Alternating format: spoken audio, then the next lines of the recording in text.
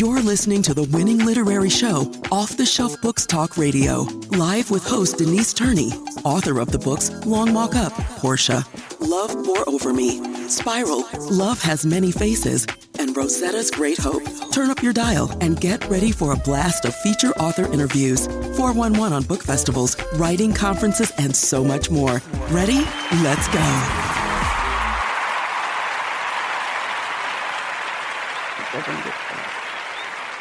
Welcome to today's Off the Shelf Books podcast. As I've been doing for our last few, well, I should say over a year actually, shows, I want to start with a positive quote, just something to dump into your thought system to potentially think about. And this quote is attributed to Damian Thomas, and it is, if you change your mindset, you have the ability to change your whole world.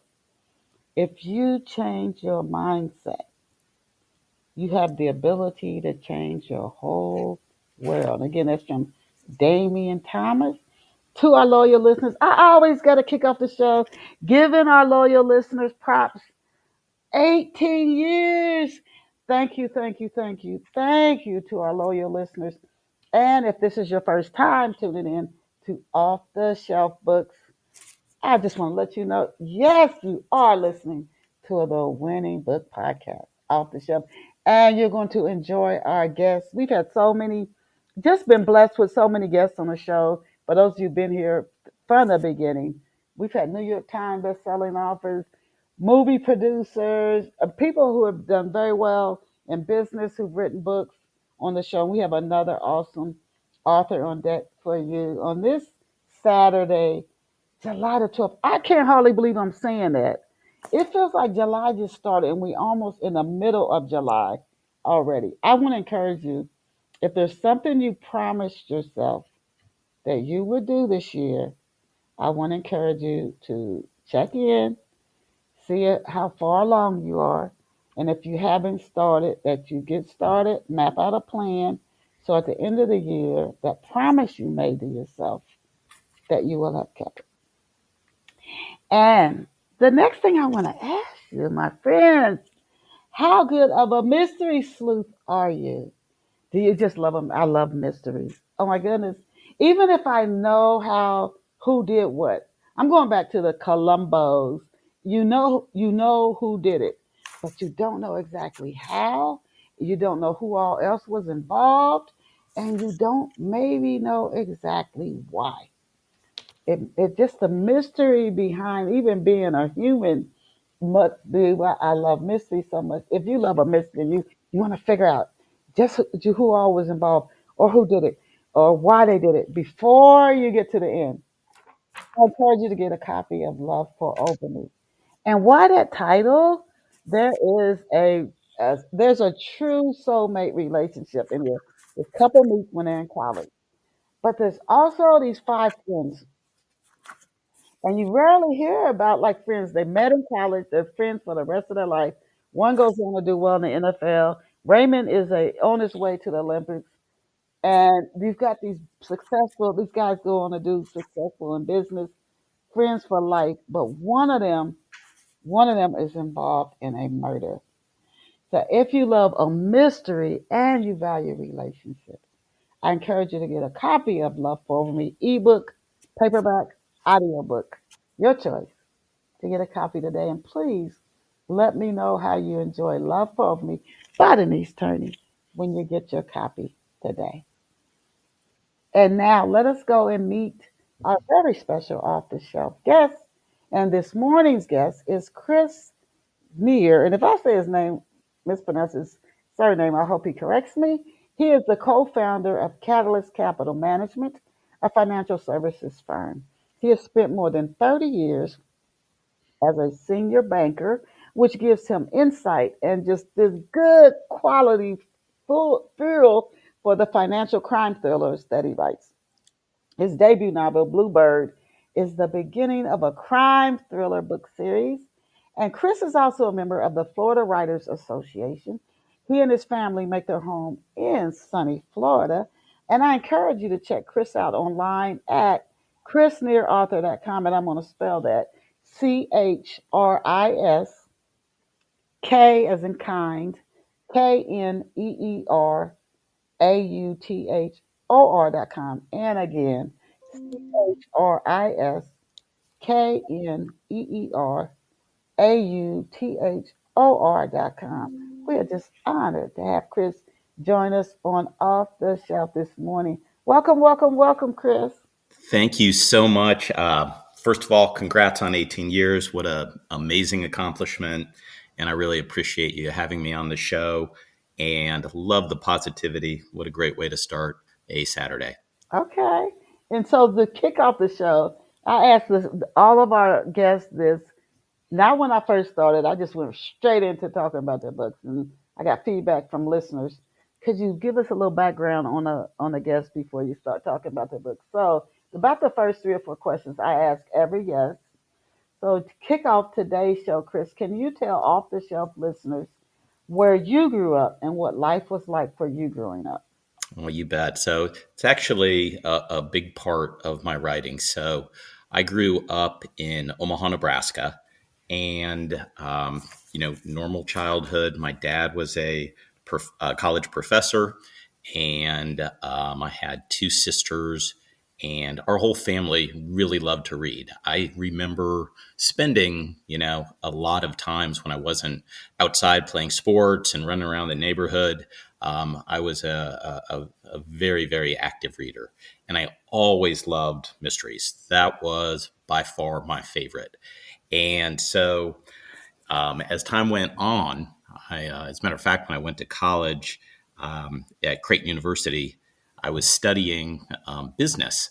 And I had a professor, I was taking an English class, and he said, you're really pretty good at this. Maybe you should think about a career, in the arts.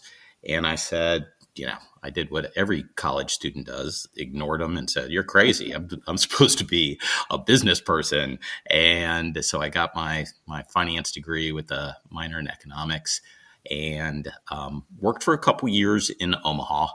But I just always had a suspicion that maybe there was somewhere else that I was meant to be. Loved Omaha. It's a great city. But I felt a calling to go somewhere else. And I had fraternity brothers in Florida, and everybody kind of has that triggering moment. And I remember it was Christmas Eve, and I was looking out. I was living at my parents' house, and I was looking out their beautiful picture window to the backyard, and it was snowing and sleeting and just gray and horrible. And so I called my friends in Florida and I said, what are you all doing? It was Christmas Eve. And I said, what are you all doing today? And one of them said, we just got done water skiing. And I said, that's what I'm talking about. And I literally told my parents, I'm going to move to Florida. I'm going to pack up my car and I'm going to go stay with my friends in Gainesville, Florida, and where University of Florida is. Maybe I'll go back to school. And, I think they probably thought that I just needed a vacation. Mm-hmm. And so I left.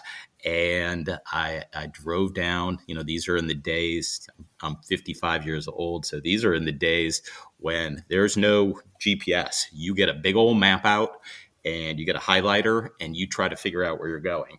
And that's what I did. I highlighted the, 20 something hour drive from Omaha to Gainesville. And I showed up there with literally my car and a pillow and a piece of luggage. And so I spent a couple weeks in Gainesville, and it really just wasn't for me. I remember telling a friend of mine, this is a lot like Georgia. This is not what I pictured, Florida to be. And he said, okay, well, let's go down and we'll stay with my parents and we'll go to Gasparilla. To which I said, sounds good, but I don't know what Gasparilla is and I don't know where Tampa is. And so we made the 3-hour drive down. And just to give everybody, I actually feature a trip to Gasparilla in my book, Bluebird. And so we went down, and it's basically Tampa's Mardi Gras. It is where, along the water, it's a symbolic or it's a kind of a make-believe holiday where the pirates, led by Jose Gaspar, come into the bay on a pirate ship and they take the city over. And now it's turned into just, thousands and thousands and thousands of people and boats and throwing beads and just having a wild time. And I remember being on a boat coming into the bay and just thinking, this is exactly what I'm talking about. And so that was, gosh, almost 30 years ago. And I never Mm. went home. I found Wow. my home and I love it here. And it's really an amazing place. Oh my goodness. Yes. Now, when you were a kid, Chris, what did you want to be? Should you have somebody in your life told you you should enter the arts, but you thought no? But when you were a kid, what did you want to be when you grew up? I think I was the typical kid that started off wanting to be a policeman or a fireman or something exciting. And, I'll be honest with you, even through college, I had no idea what I was going to be. I just I didn't know. I was just kind of happy to, survive every stage, get through high school, enjoyed it, loved college. I would have stayed in college for 10 years if they would have let me, but they said time to move on. And I just kind of enjoyed life, and I just kept my eyes open, but there was really nothing, that I thought I would be doing. I figured as time went on, I was pretty good at math, and so finance made a lot of sense. And I knew I didn't want to be, just in a back room somewhere, doing analysis. So really, I figured I'd end up in sales and financial sales, which is really what I've done, the majority of my life. Okay. So it's a you just kind of stumbled into banking and financial services. That's a very fast industry. I've worked in it myself. Uh, you just kind of fell into it, or Well, this is really funny. So when I moved to Tampa, I didn't know what I would do. So I was waiting tables, trying to figure out, what would I stay in Tampa, and I stayed with this wonderful family, the Zritsky family, who I'm still really close with today. And their mom, this is, they're very professional. She said, you need to get, this is my second day in Tampa, you need to get your suit on, go downtown and start interviewing. Now, I didn't even know where downtown was, and I had one suit. So, I listened to her and I went down and I started kind of knocking on doors. And the first job that I was offered was as a financial analyst at a pretty good sized bank. And I jumped at it. And it's funny to think back on it today. I remember when the HR director, you know, offered me the job, and I think the pay was $28,000. And I remember taking the elevator away from that interview and thinking, I am by far the wealthiest person there is. nah. I thought I had hit the lottery. So, that's kind of how I ended up in banking. And I was really lucky to have some great mentors. And, I did what I think anybody that's in banking should do. I learned the credit side of the business for a couple of years. So I understood how to look at the lending side. And then once I had that down, I was able to move into sales. And from there, I was a lender for a long time. And then I moved into management and then started to really learn some niche programs. And that really became, my differentiator. And that's really, what I did until, I retired from banking about 3 months ago. Whoa, 3 months ago. Oh my gosh. We're getting you fresh in the retirement. What inspired you to co-found Catalyst Capital Management? So I had, the my banking career was fantastic. I was at a small community bank for a long time. I was not a job jumper, and then I ended up at a another small bank, but it was growing, and it turned out it's such a strange path we take. Um, these were guys that I had met my first job in Tampa, and go forward 20 years, these guys had all started a bank, and I ran into them, and a good friend of mine said, you should come over and talk to these guys. I think this might be really good for you. And it turned out to be life changing. It was just an amazing bank that I loved. It was called US Ameribank, and it just had great people. We sold the bank about 7 years ago to Valley National Bank, which is a big regional bank out of New Jersey. And so, I wasn't really sure how long I would stay with Valley, but it turned out to be a good career. And then at one point, I was just ready to do something else.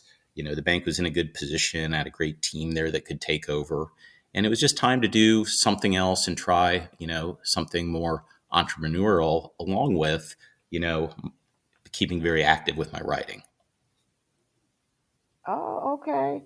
Oh my goodness, and I can only imagine running a business.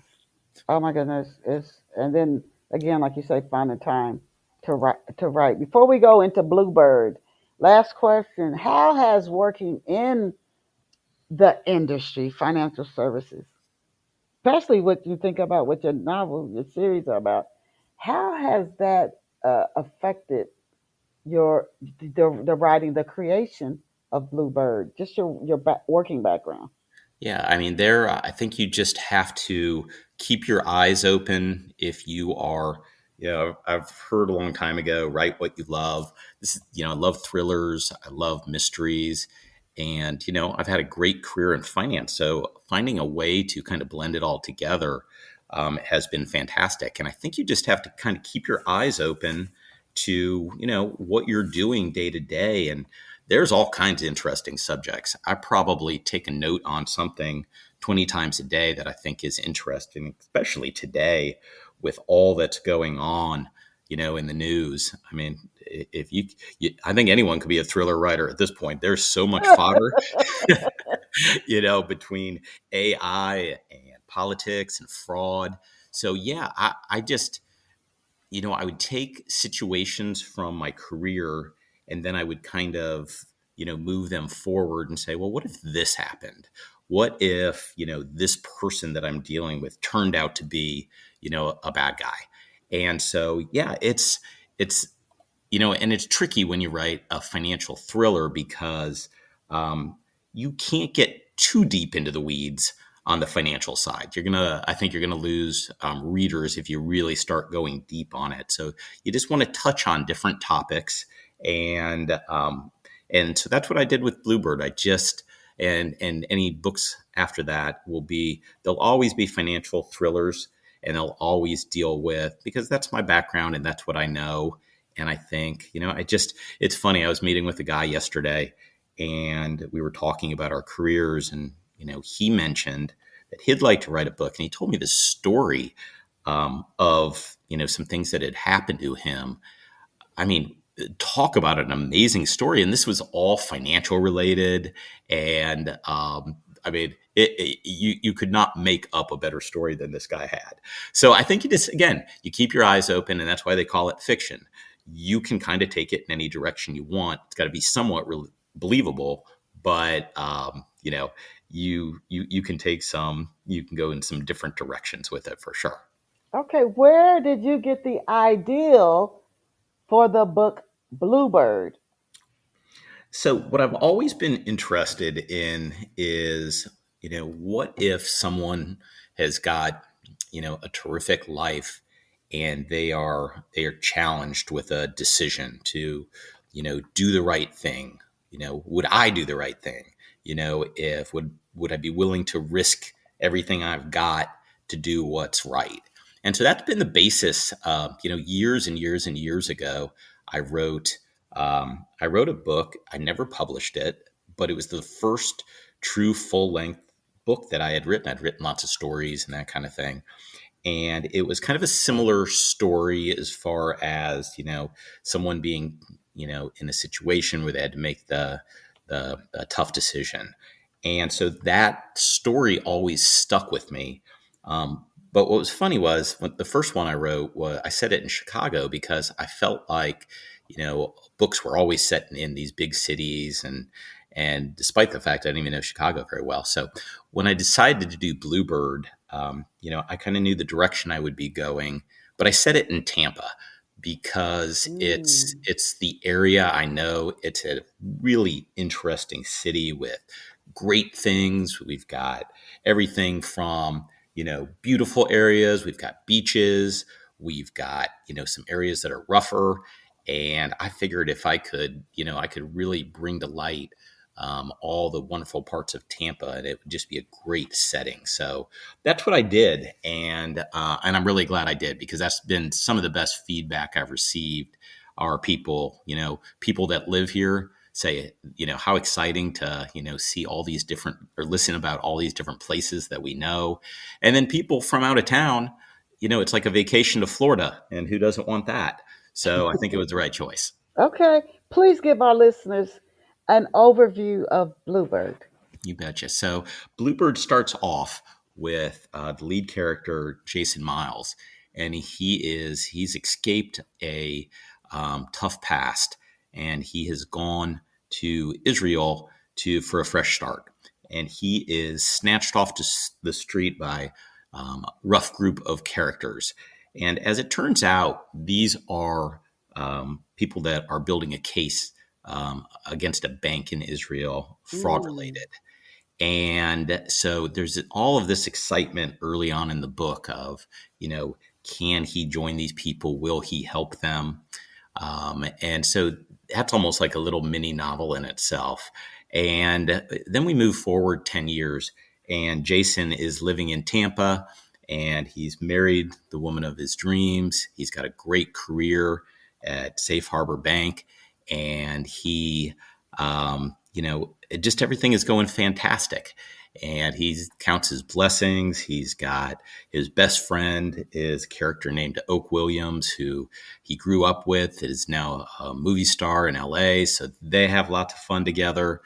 And what happens is he and one of his coworkers, he's a technology expert in the bank, and he deals with fraud and those types of things.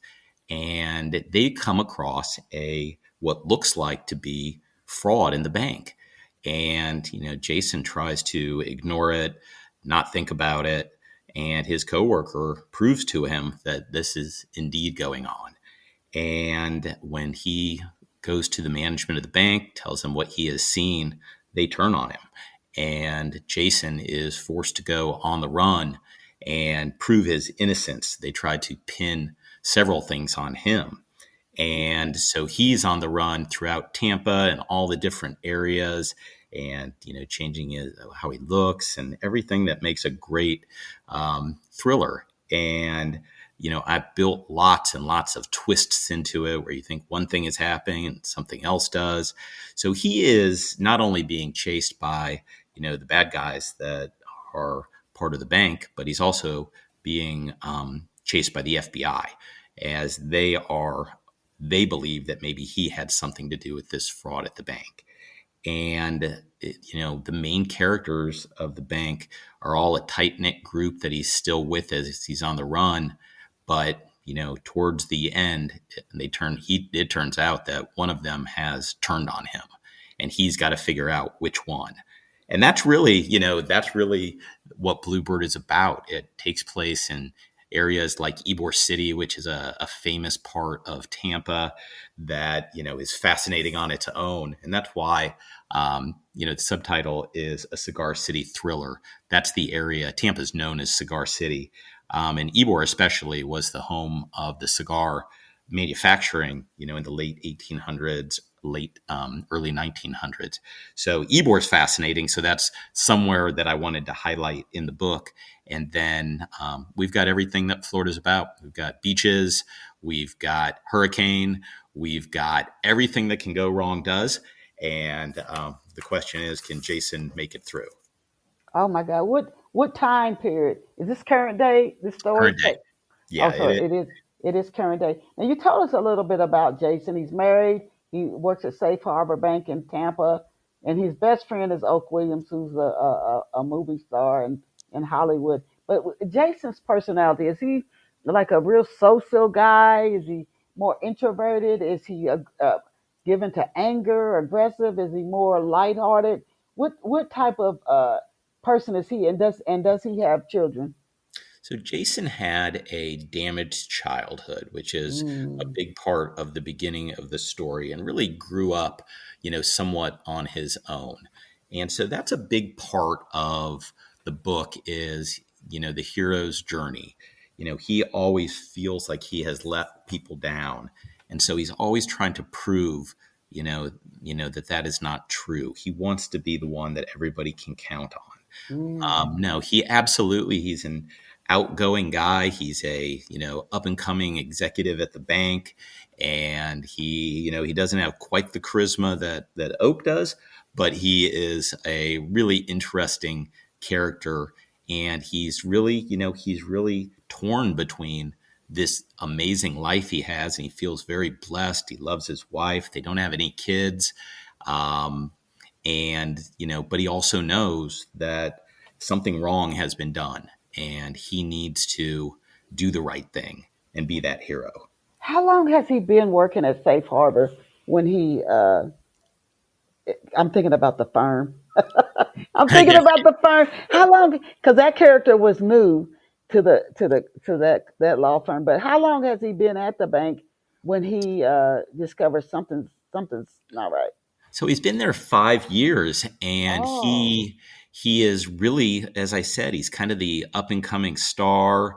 They're doing what corporations do. They're giving him stock options. He's going to be a wealthy man as if he stays with the bank, and he's paid well, and has lots of mentors as well. And I think that's all a bit of the grooming that takes place in the book of they have built this life for him, and they really when he threatens to tell everybody about this fraud, that's really what they use to say, Jason, why would you do that? You've got this, you've Mm, got everything here. Why, if first of all it's not true, but why would you ruin your life over this? And so and it's something I've seen in the industry is you become very and it's probably all industries, you've been somewhere for a while and you start to get comfortable and you really start to build that life you want. And it's kind of went back to one of your early questions, and I think that's the great question that I like to ask is, if you're in that spot and then you're challenged, what are you going to do? mm, yes. Now, why does Jason Miles? Why does he want to escape his past? Why he's doing the right thing. He's doing the right thing. Why does he want to escape his past?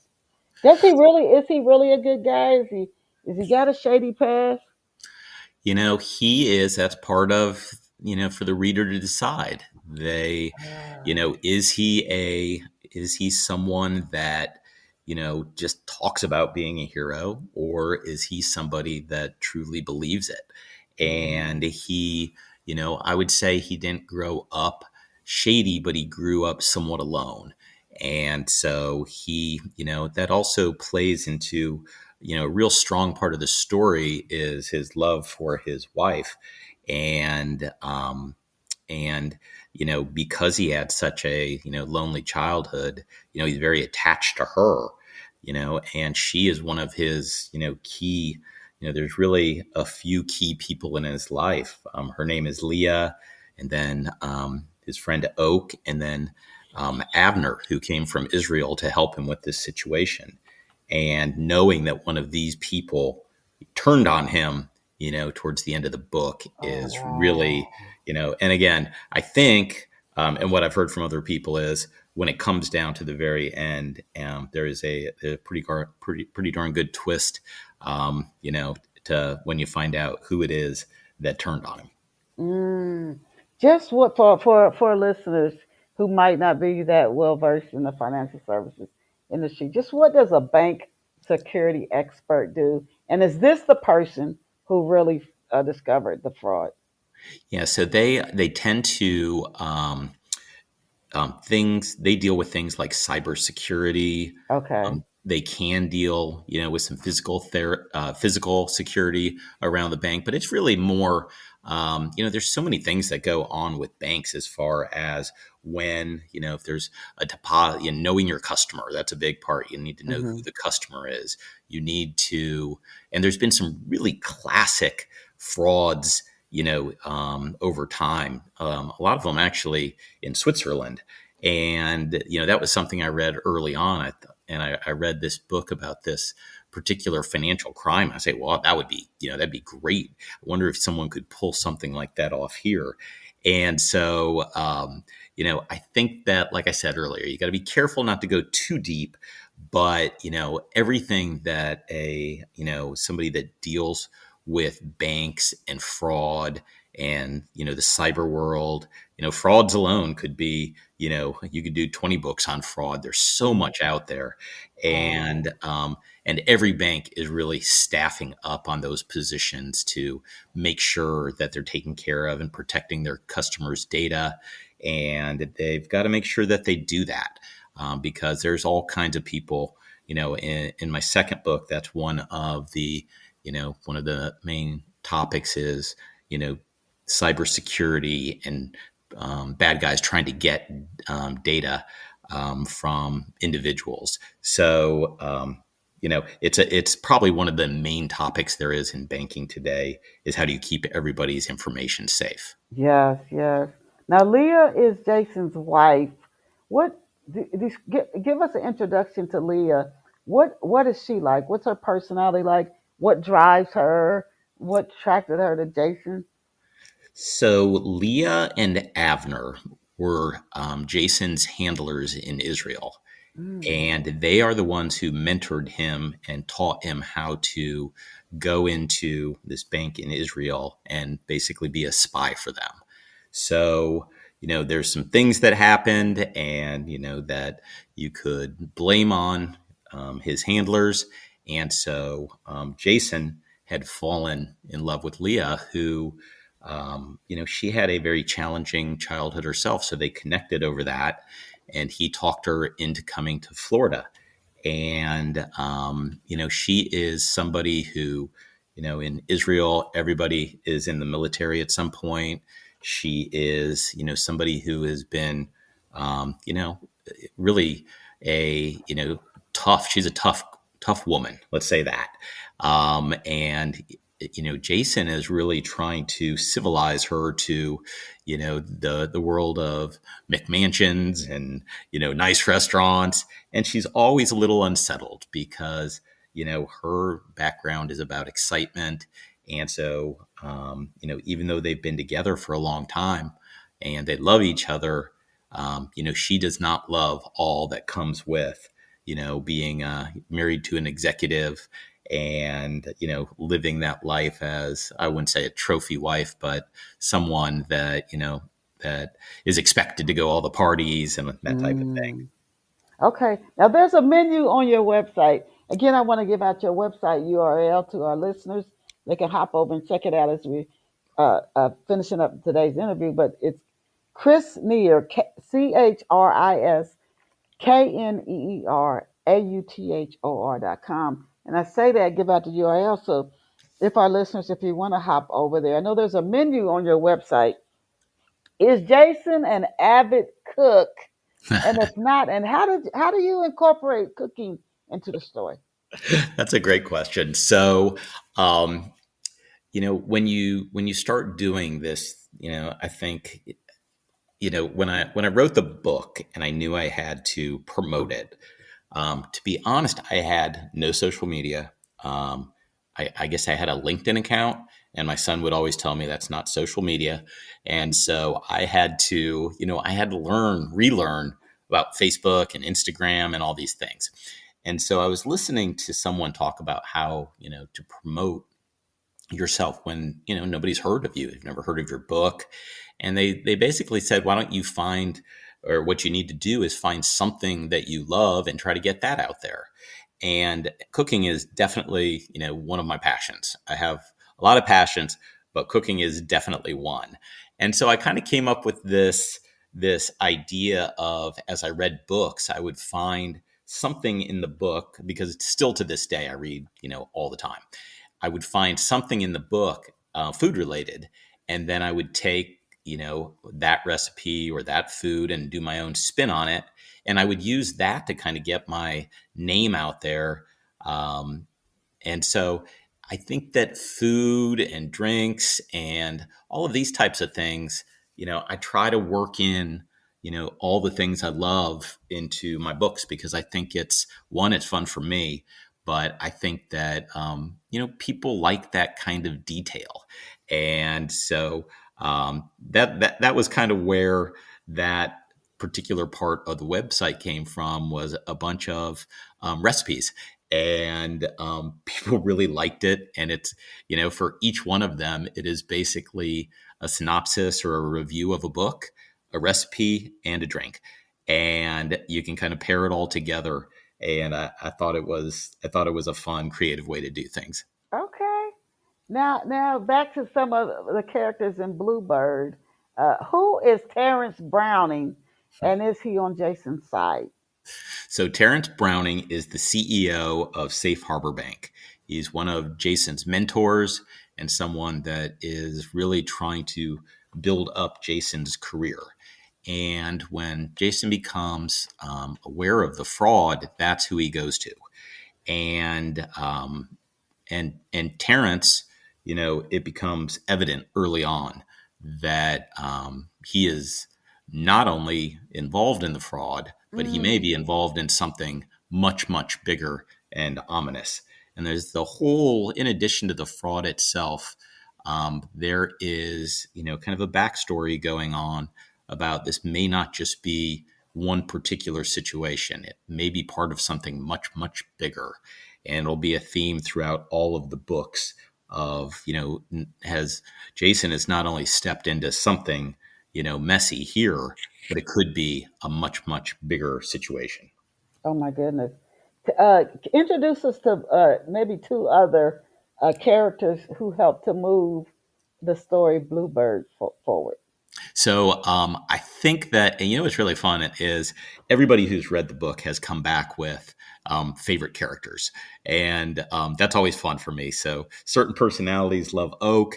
He's kind of the fun loving, movie star that, is just a super fun character.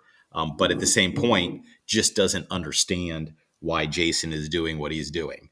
And there's some background things that go on with Oak that make, maybe he could be involved in this fraud. Don't know. Mm. And then another really great character is Abner, which was the other, other handler in Israel. And he comes to, he's become friends with Jason, and he's your classic tough guy. He's a guy who worked in intelligence in Israel. He's the muscle, and he's rough and he's tough, and he's a nice compliment to Jason. And he is, I think I love books who have got somebody like that. They are they seem like their heart's in the right place, but their methods are not always great. Ah, And, okay. and and which is really funny, because my mom is 93 years old, and Mm. she read my book. And so when I was back in Omaha last time, I told her I was writing a second book, and she said, "Loved your book," and she said, "Now I don't like any of the violence. So if you could cut that out in the future, that would be great." And I said, "Well, Mom, it's a thriller. That's going to be difficult to do." So, so yeah, I think those are great characters. Terrence is a great character in that, he's just your classic bad guy. And then Mm. he's got a group of, thugs that are after Jason. Actually, somebody that I didn't mention was a character named Zeke Michaels, who Mm. is part of the CIA, or I'm sorry, the FBI. And he worked with Jason on financial crimes at the bank. So anytime they needed to bring in, somebody who could do some additional, legwork on something, they would call Zeke. And Zeke, you never really know. He's smarter than everybody. He is ambitious, and you never really know, is he on Jason's side, is he not on Jason's side? And along with the thugs, Zeke is chasing Jason as well and trying to convince him to turn himself in. And you never really know if you should trust him or not. And I had a lot of people that came back and said, "I love that character. Oh, okay. He needs to be in it more." Oh, okay.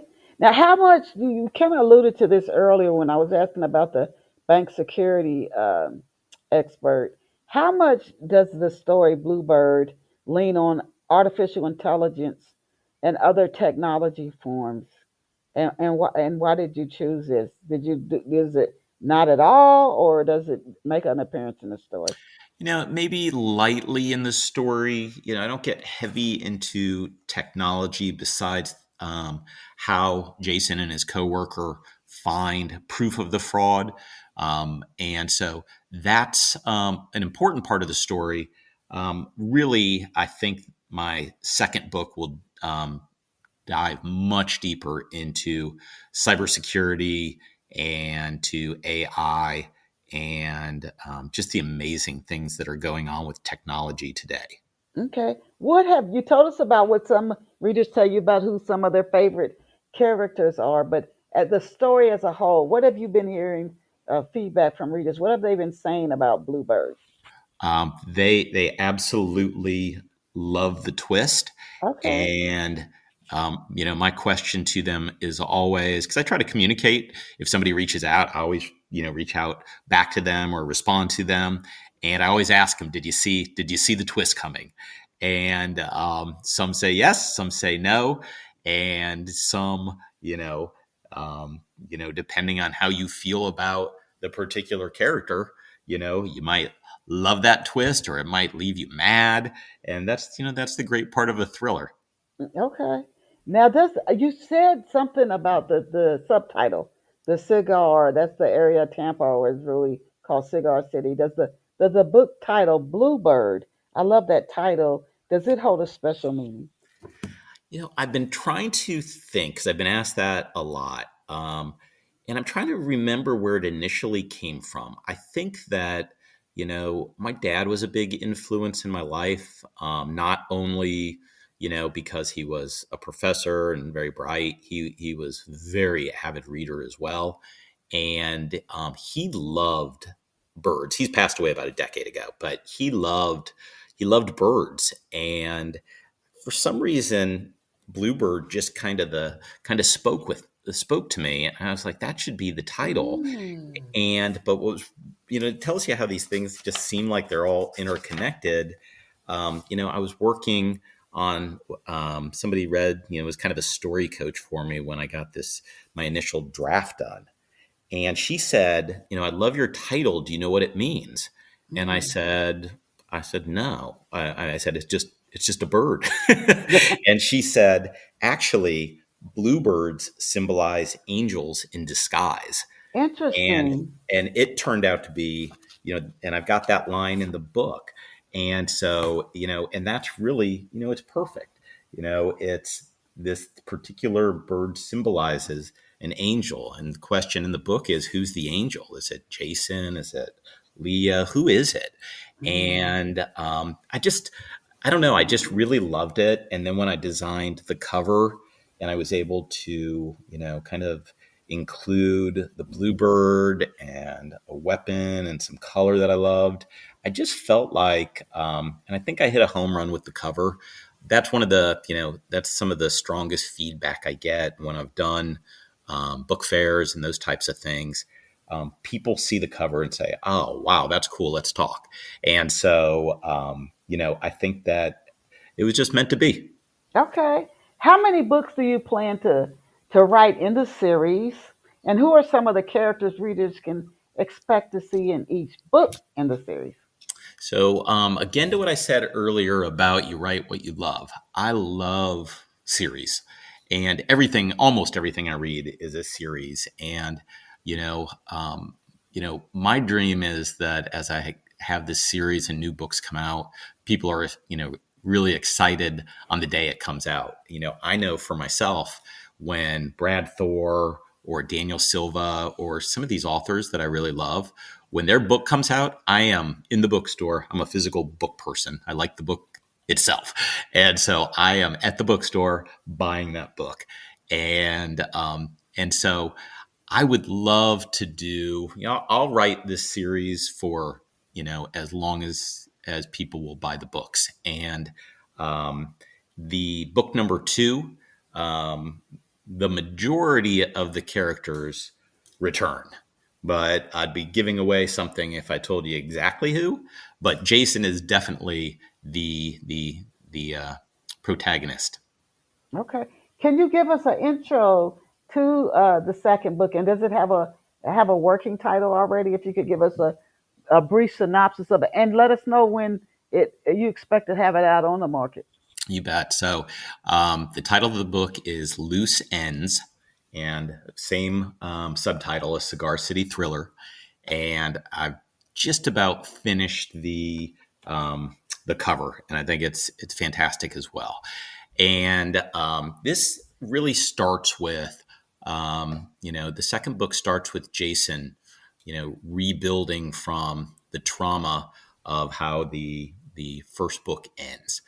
And he is, he has started his own business at this point, and he's in the same field, and he is drawn into this, incredible situation that deals with, again, cybercrime and fraud, and a lot of as I said, the same characters are back and they're involved, and we've got some new villains that are all kind of tied to that bigger picture I was talking about with Bluebird that was going on behind the scenes.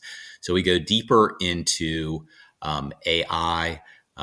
We talk about things like quantum computers and all the excitement that's going on in that world.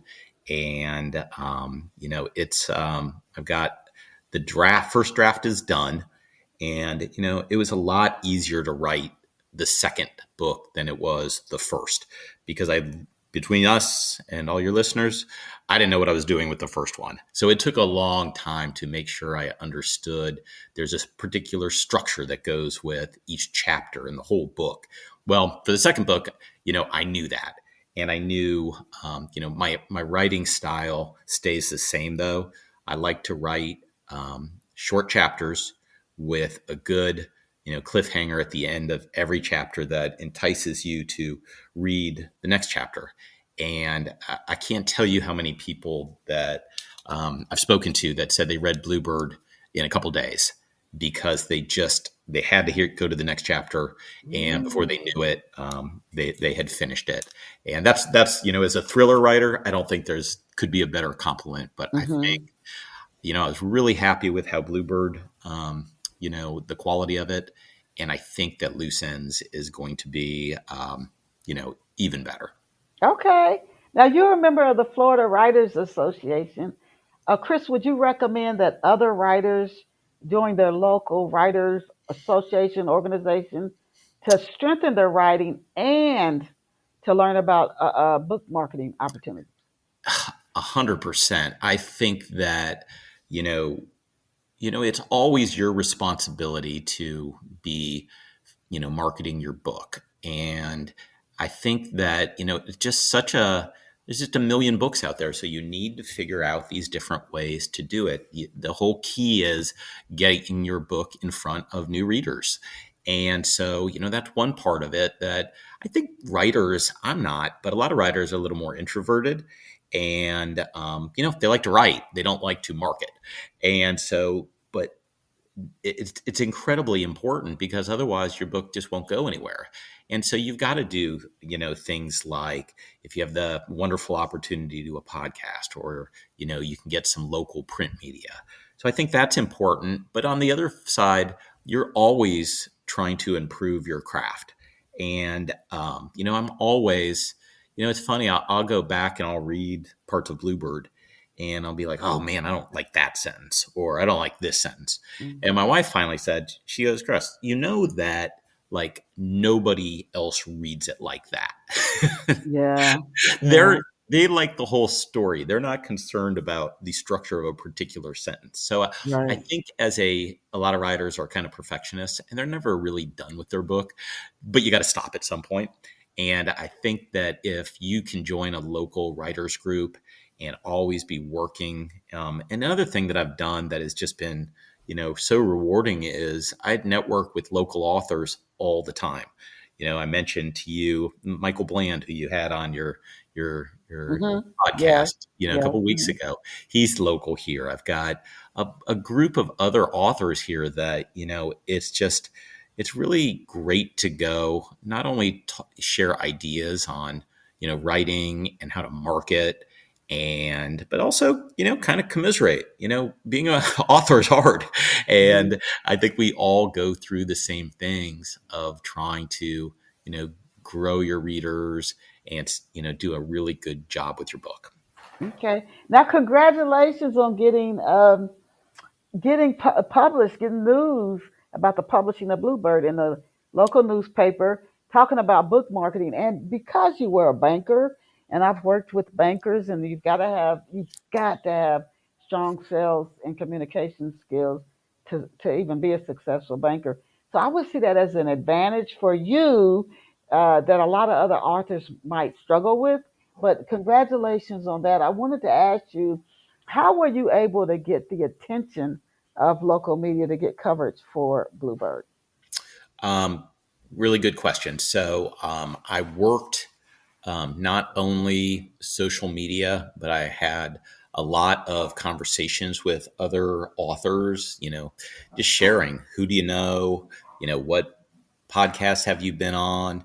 I work with a great PR firm here locally in town, and they, as a matter of fact, B2 Communication is who connected me with you and put me on a number of other shows. They did a really good job getting me in front of some print media, and all of them wanted to do the same thing. They want to talk to you first and see if you have a good story, and if you do, an interesting story. And I think the fact that I was going from a banking career.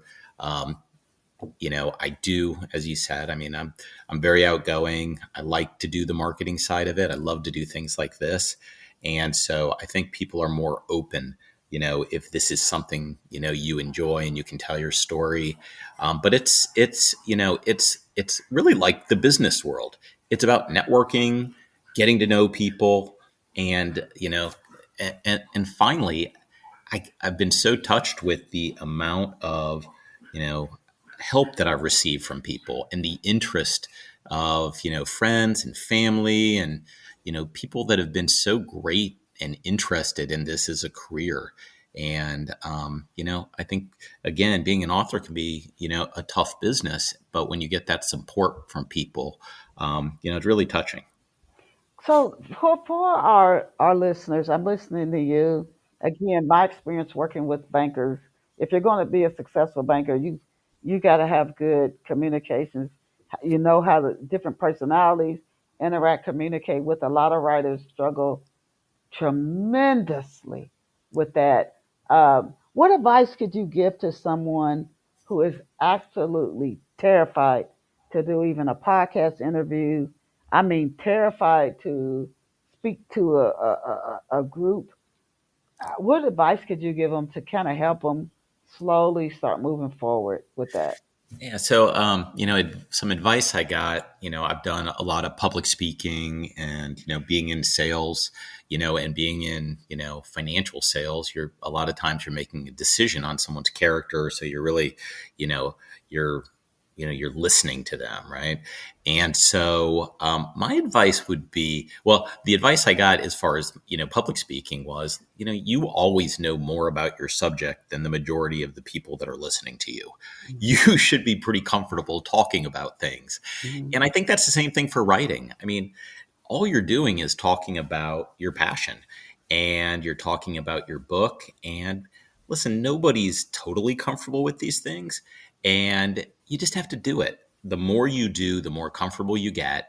And it's a huge part of the industry. So you've got to if you're gonna, if you're gonna give a speech somewhere, be prepared for it. Know what you want to talk about. Don't just go in there, blind. If you are going to be on a podcast, listen to the previous podcast, understand what it's all about, and prepare for things.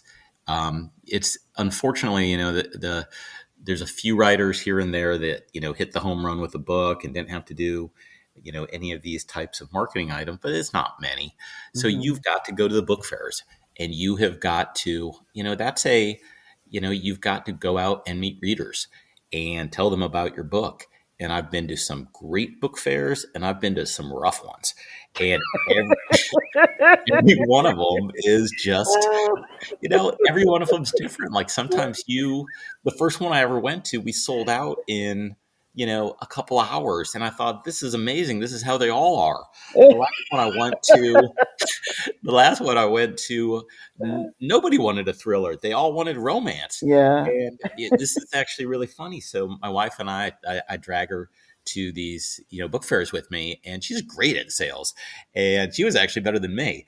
And so this last one, I was like, honey, these are all romance people. They're not interested at all. And so and it was all female.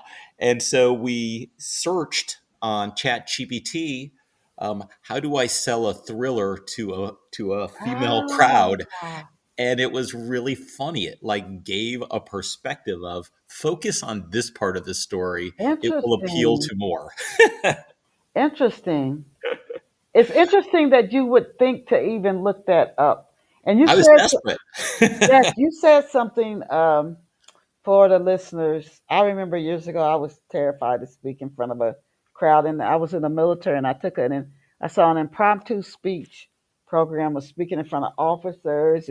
I said, I'm going to force myself to do it. Yes, I was scared to death, but every time I got more events, invited to stuff, would you do a speak? Yes, yes, yes.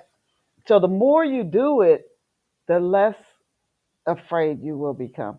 You said that you just gotta get started. Yeah, the first few times might be awkward. You might not sleep the night before, but as you keep doing it, it'll become more and more comfortable for you. And you do have to market, whether you're traditionally published, hybrid published author, or you self-published. You got to get out there and hustle that book. If you don't tell people the book's out here, they probably won't even know. They might love the book, but they would never know it was out here if you don't introduce it to them. So, That's oh my goodness, I've just absolutely loved having you on, Chris. I could go on and on with you and look forward to Loose Ends when it comes out. Where can off the shelf listeners get a copy of your books?